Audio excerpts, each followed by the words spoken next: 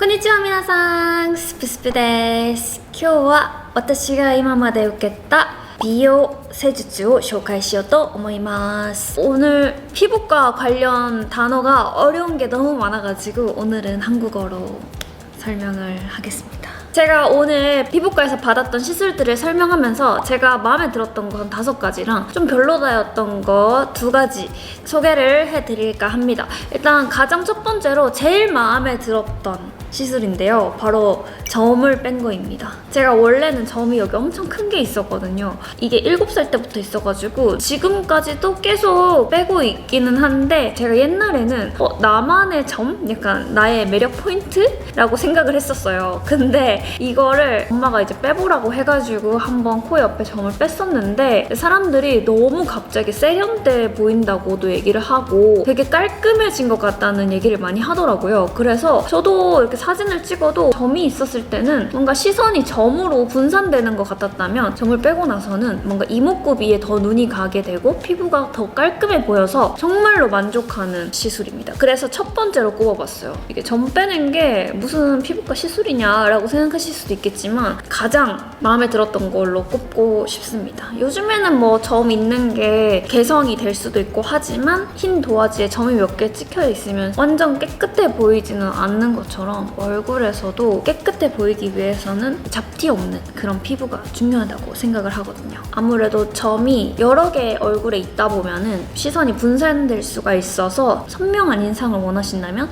점을 빼는 것도 나쁘지 않은 것 같아요. 두 번째는 제가 진짜 이것도 꾸준히 받고 있는 시술인데요. 턱 보톡스입니다. 턱 보톡스는 턱에 이제 근육을 좀 약하게 해서 좀 얼굴이 갸름해 보이는 효과를 주는 시술인데요. 너무 다들 알고 계시죠? 저희 집은 좀 이 턱 근육이 발달한 집안이어가지고 저도 그렇고 제 동생도 그렇고 주기적으로 이제 턱 보톡스를 맞고 있거든요. 제가 듣기에는 미용적인 측면도 있지만 턱 근육이 많이 발달한 사람들 같은 경우에는 잘 때 이갈이를 하거나 할 수가 있다고 해요. 그래서 저 같은 경우도 이갈이가 있을 때도 턱 보톡스에 조금 도움을 줄 수 있다고 들어서 그거 계속 주기적으로 맞고 있습니다. 턱 근육이 발달하면은 살짝 얼굴이 각이 지게 보일 수가 있어서 계속 맞아주고 있습니다. 세 번째는 사실 저는 피부과를 엄청 자주 가는 타입은 아니거든요. 그냥 딱 필요한 거 있을 때만 가고 돈을 막 엄청 많이 쓰고 막 이것저것 다 해보는 스타일은 아니고 진짜 고심해서 이게 진짜 좋다 하는 것만 제가 뽑아서 몇 개만 받고 있어요. 그래서 진짜 주위에서 많이 추천을 받았던 게 있는데 LDM이라는 관리입니다. LDM 물방울 리프팅이라고 불리우는 건데 피부 속을 케어를 해가지고 수분 공급 그리고 화이트닝, 탄력 강화, 피부 진정에 효과가 있는 그런 리프팅이라고 합니다. 피부 탄력이나 리프팅, 주름, 여드름을 한 번에 케어할 수 있다고 하는데 저는 이제 피부 결의 고민이신 분들은 이걸 한번 해보면 좋지 않나라는 생각이 들어요. 피부가 푸석푸석하고 영양이 좀 없다 할 때 받으면은 광채가 나면서 물광이 차오르는 느낌을 받을 수가 있거든요. 그래서 중요한 날 전날에 받거나 하면은 되게 좋았어서 못해도 2주에 한 번씩은 꼭 가는 것 같아요.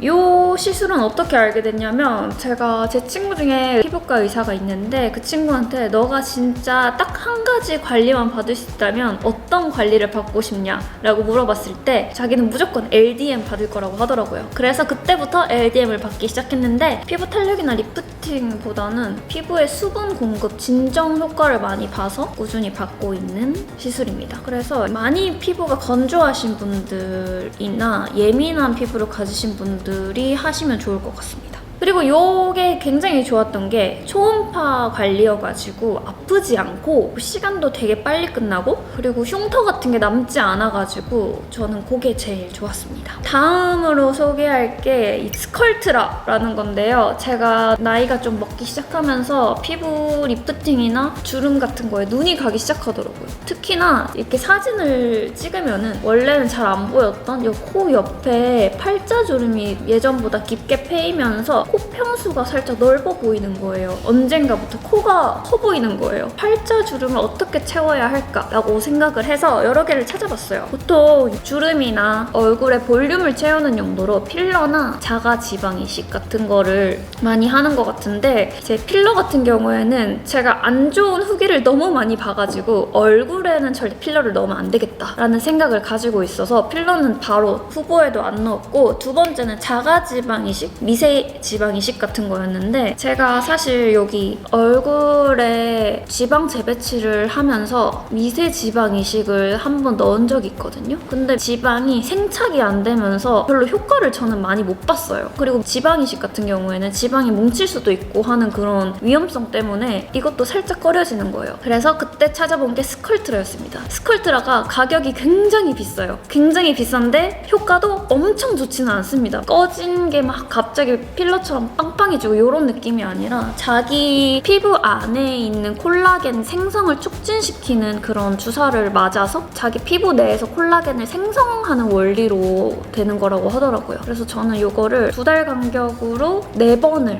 맞았고요. 지금까지 유지가 되고 있는 것 같아요. 안에 주사를 하면 바로 필러처럼 이렇게 얼굴이 볼륨감이 생기는 게 아니라 시간이 지날수록 조금씩 차오르는 느낌이 있습니다. 그래서 효과가 굉장히 미미하게 느껴질 수가 있는데, 그래도 저는 느끼는 게 옛날에는 이렇게 사진 찍었을 때 평수가 넓어 보였는데 요즘에는 그렇지 않다. 그 정도인 것 같아요. 근데 제가 여기 눈 밑에 볼륨감이 많이 없는 편이어서 이쪽이 조금 고민이라 이쪽을 주시하고 있는데 눈에 띄는 볼륨감이 나타나진 않습니다. 그래서 아무래도 가격대도 굉장히 비싸고 효과도 막 눈에 띄는 효과가 아니기 때문에 사실 받는 사람만 받는 시술인 것 같은데, 저는 진짜 만족해서 주위에 엄청나게 얘기를 하고 다니고 있거든요. 이 시술을 하게 되면은 한 달 간격으로 3번 정도를 하면 1년 정도가 유지가 된다고 하더라고요. 그래서 마지막으로 받은 지 한 6개월 정도 지난 것 같아서 또 6개월 있다가 얼굴 상태를 봐서 또 받고 싶은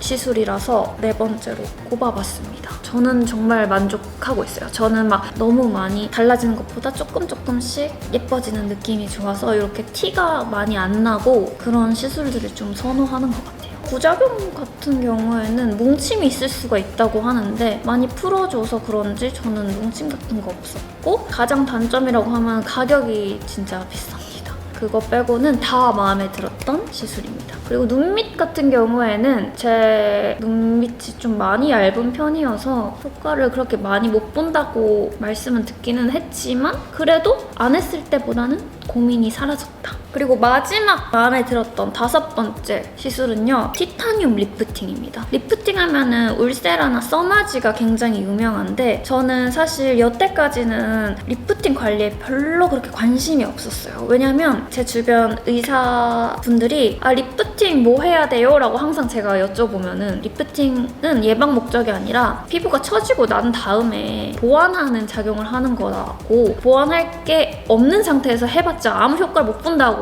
말씀을 많이 하셨어요. 그래서 별로 관심이 없다가 요즘에 살이 좀 쪄서 그런지 턱살이 처지는 게 눈에 보이면서 리프팅을 받고 싶다는 생각이 들더라고요. 그래서 이것도 굉장히 많이 찾아봤습니다. 리프팅에는 크게 2가지 효과가 있대요. 컨투어링 효과라고 피부 윤곽을 잡아줄 수 있는 효과가 있고, 피부결에 작용을 하는 타이트닝 효과가 있는데, 컨투어링에 가장 효과가 좋은 게 울세라라고 들었고요. 타이트닝의 효과가 가장 좋은 게 써마지라고 들었습니다.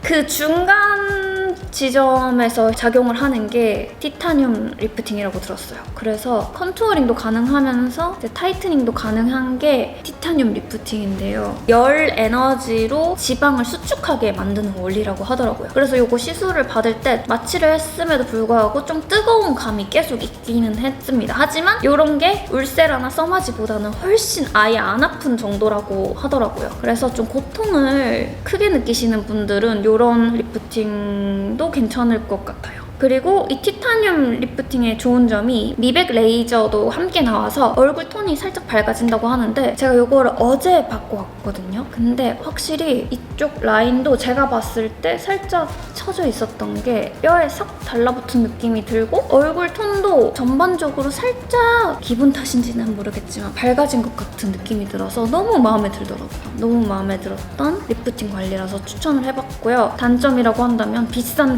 가격이 진짜 비싸요. 1회에 한 100만 원 정도인데 효과를 제가 체감을 해서 돈 열심히 벌어가지고 계속 받고 싶은 리프팅이다 라는 생각이 들더라고요. 특히나 제가 어제 받았는데도 지금 얼굴에 뭐 흉터라든지 이런 게 하나도 없잖아요. 아프지도 않았고 울세라나 써마지는 흉터가 좀 심하게 남아서 한 일주일 정도는 티가 난다고 하시더라고요. 근데 이거는 이렇게 거의 피부 외적으로 나타나는 그런 흉터가 없어가지고 연예인 분들이나 바쁘신 분들 중요한 행사 전 한 3일 전에 많이 받으신다고 들었습니다.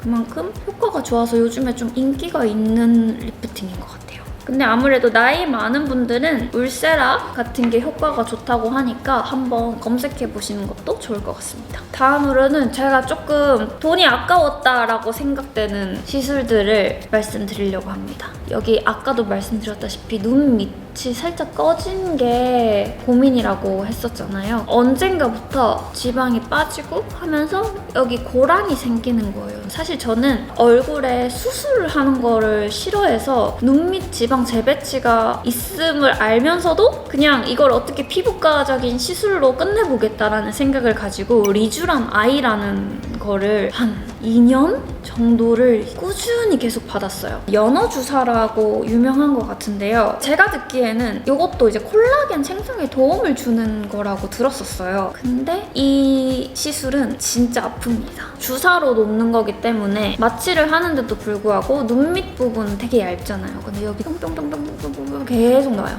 진짜 아프고 눈물이 진짜 찔끔 날 만큼 아픈데 효과가 저는 못 느꼈어요. 거의. 제가 찾아보니까 사람마다 효과가 있다고 하시는 분들도 계시고 효과를 잘 못 봤다고 하시는 분들도 계신데 저는 후자였습니다. 그래서 이거를 계속 받았음에도 불구하고 결국에는 제가 이걸 받다가 도저히 안 되겠어서 눈밑 지방 재배치 수술을 받았었거든요. 그럼 처음부터 차라리 눈밑 지방 재배치를 했으면은 연어 주사 맞는 비용을 안 냈을 텐데 하면서 돈이 너무 아까워서 사람마다 다르겠지만 저한테는 좀 안 맞았다. 그리고 이게 주사로 놓는 거기 때문에 엠보싱처럼 플룩플룩플룩플룩 이렇게 튀어나와요. 그래서 이게 흡수될 때까지 시간이 좀 걸리고 흉터가 남아가지고 제 기억으로는 중요한 날 전에는 안 받았던 것 같습니다. 며칠 동안은 집에만 있었던 것 같아요. 두 번째는 이건 조금 애매한데요. 마음에 들기도 하고 좀 아니기도 하거든요. 저는 이제 자연스러운 걸 좋아한다고 했잖아요. 제가 얼굴에 필러를 맞은 부분이 두 군데가 있어요. 입술이랑 여기 턱 끝에 조금 맞았는데 사실 눈에 띄는 효과는 좋기 때문에 만족을 했었는데 점점 시간이 갈수록 살짝 마음에 안 드는 부분이 있는 거예요. 턱 필러 같은 경우에는 제가 이렇게 얼굴이 살짝 각이 져 있어서 제가 턱 끝이 너무 짧았어가지고 살짝 진짜 조금 넣었는데 이게 없어진다고 들었거든요. 녹아서. 근데 이게 맞은 지가 제가 한 3년? 4년 정도 넘어가는데 턱 끝에 모여서 남아있어요. 그래서 턱 끝부분이 계속 뾰족하게 유지가 되는데 조금씩 남아있는 느낌이어서 계속 맞게 되면은 필러 많이 맞으신 분들을 봤는데 여기 동그랗게 생겨있더라고요. 그런 게 조금 미묘하다라는 생각이 들어서 턱 필러는 그렇다 쳐도 입술 필러는 제가 최근에 맞았는데 진짜 만족을 하고 있어요. 제 주변 사람들도 입술 필러 맞은 사람들 100이면 100 너무 만족을 하더라고요. 되게 자연스럽게 해서 만족을 하는데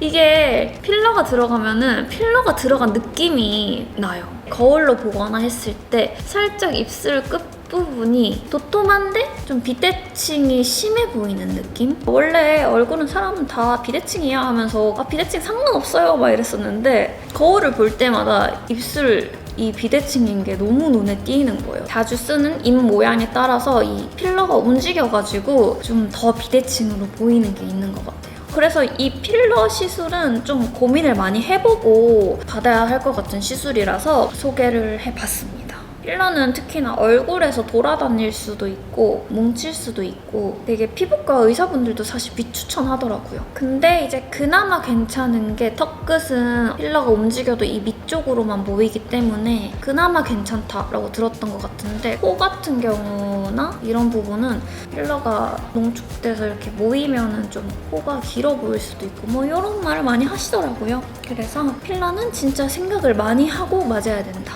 필러는 거의 안 맞을 것 같고 입술 필러도 이게 점점 쌓이면은 입술이 울퉁불퉁하게 안 예뻐질 것 같은 느낌이 들어서 최대한 안 맞으려고 합니다. 이렇게 해서 오늘 제가 받았던 피부과 시술들에 대해서 말씀드려봤는데 어떠셨나요? 많이 도움되셨나요? 이 시술도 받아보고 저 시술도 받아보고 다 받아보고 이게 제일 좋았어요 라고 말씀하시는 분들도 계신데 사실 저는 이것저것 엄청 많이 받아보기보다 주위에서 피부과 의사들의 추천이나 지인 추천들을 많이 받아서 진짜 좋았던 것들만 엄선해서 받았다고 자부할 수 있거든요. 그래서 이번 영상이 여러분들께 도움이 됐으면 좋겠습니다. それで今日の動画は終わりです。今日の動画が楽しかったらぜひコメントもたくさん残してください。사랑해요。ではバイバイ。